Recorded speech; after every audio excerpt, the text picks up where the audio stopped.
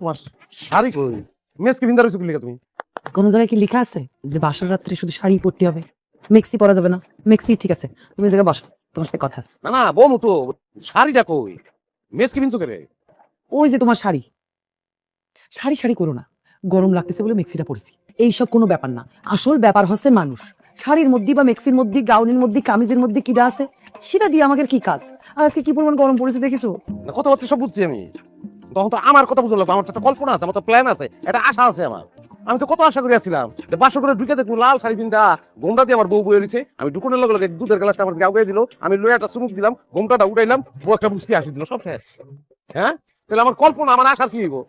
শোনো হাসান মিয়া, এক মুদির দোকানদার হয়ে তুমি যে আমার মতো একটা সুন্দরী লম্বা চড়া বউ পাইছো, তোমার সাত পুরুষের কপাল ভালো। আমি বাবা অত শাড়ি টাড়ি পড়তে পারবো না, এই মেক্সিতে যা আছে ভালো আছে। তুমি এই জায়গায় বসে আমার সাথে কথা বলে বলো, নাহলে আমার বাবা ঘুম পাচ্ছে, আমি ঘুমাই গেলাম। শাড়ি পিন্ধা না তুমি, মেসকে পিন্ধাই থাকবা? শাড়ি টাড়ি আমি পড়তে পারবো না তো বাবা, আমার শাড়ি পরতে বলো না, এই গরমে আমার দম আটকায় যাচ্ছে। তুমি বসো, তোমার সাথে দুটো কথা বলে নাহলে আমি ঘুমাই যাচ্ছি। আমি খেলতাম না, মেসকে পিন্ধা বাসর কর, সরি, এটাই মানতাম না। তোমার মেস পিলা থাও, আমি গেলাম গা। আসসালামু আলাইকুম, হার চিন্তা আমার খুঁজে পাইবে না, যেটা কইছি কথা কিন্তু এইটাই। ওয়ালাইকুম আসসালাম।